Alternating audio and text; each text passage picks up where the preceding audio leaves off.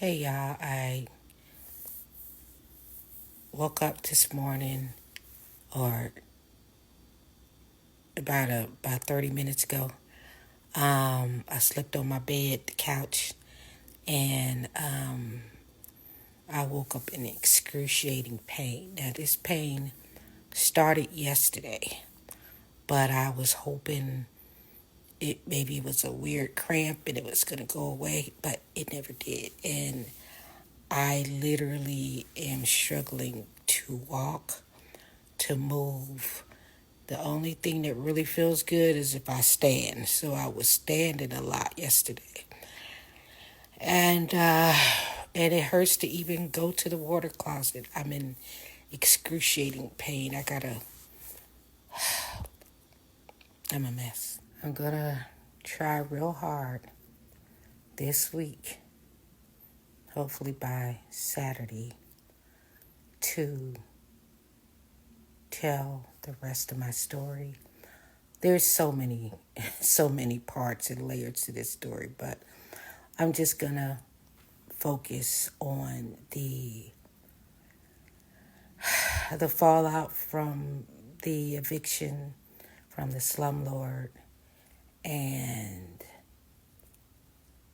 moving the homelessness and moving to the new place and what happened after I moved to the new place. I try my best not to tell or make statements that are automatic lies because I do have the ability to lie to myself, okay?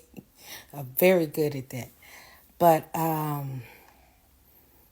and I don't mean to lie to myself, but I do plan, hopefully, if I can get it all out on Saturday, I'm going to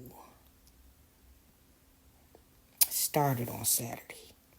Because, like I said, there's so many layers and twists and turns to this story.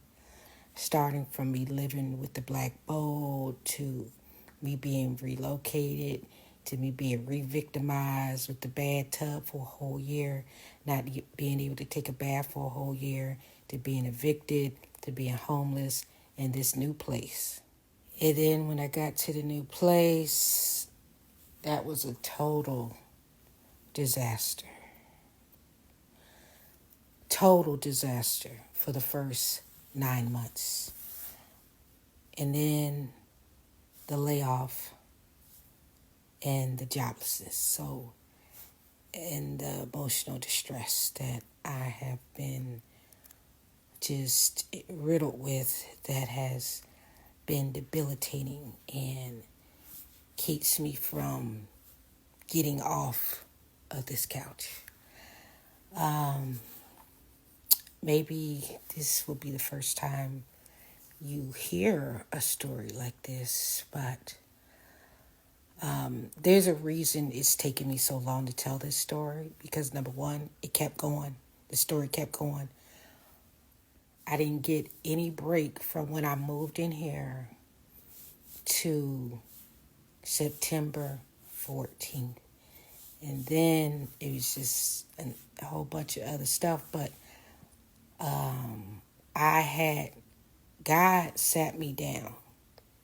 God sat me down from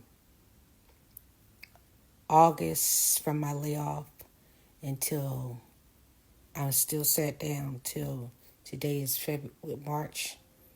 I don't even know, March 3rd, March 4th, 2024. So God sat me down. I have been struggling so very much with emotional distress where I could not work, I could not function, and I'm only on 20%. So I've never been in this position before because I've worked my whole life. I've worked since I was 8 years old. I've had my first job when I was 13. I never stopped working.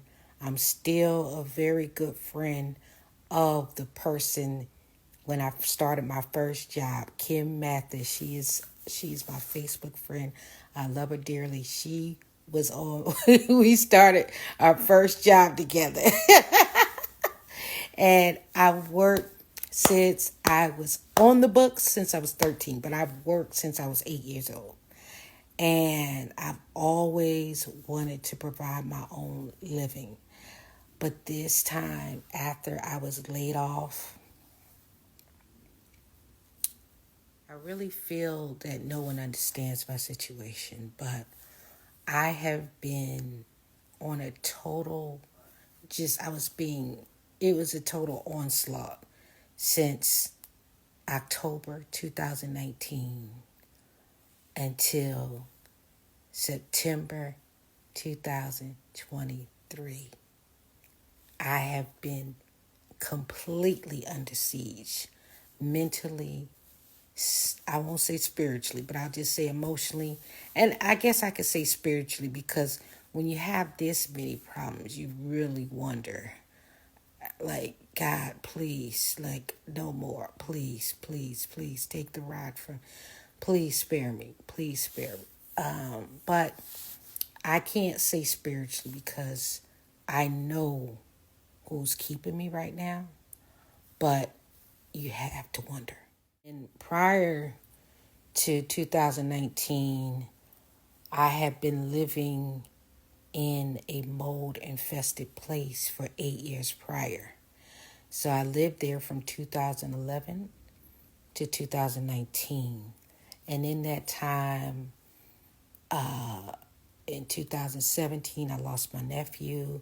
That was very traumatizing to me. In 2008, I lost my mother. In 2009, I lost my stepfather. So it kind of kicked off with my mother's death, with the emotional distress, because it triggered a lot of emotions. And then when my nephew died, it just sent me over the edge. And I wasn't able to really process anything. And then 2019 came, and it's just been one thing after the next. So I didn't have the bandwidth to even really express everything. But now that I know what it is, I've been taking more pause. But just the total, like I said, it started with my mother's death in 2008. Then my stepfather died in 2009. And the cracks in the foundation started then. 2017, it sent me over because my nephew died. And I hadn't seen my nephew in 8 years. And then all the while since 2011 to 2019, I was in the mold infested place, but I really didn't know I had my suspicions, but I didn't have my concrete proof until 2019 that I was literally inhaling black spores for 8 years straight.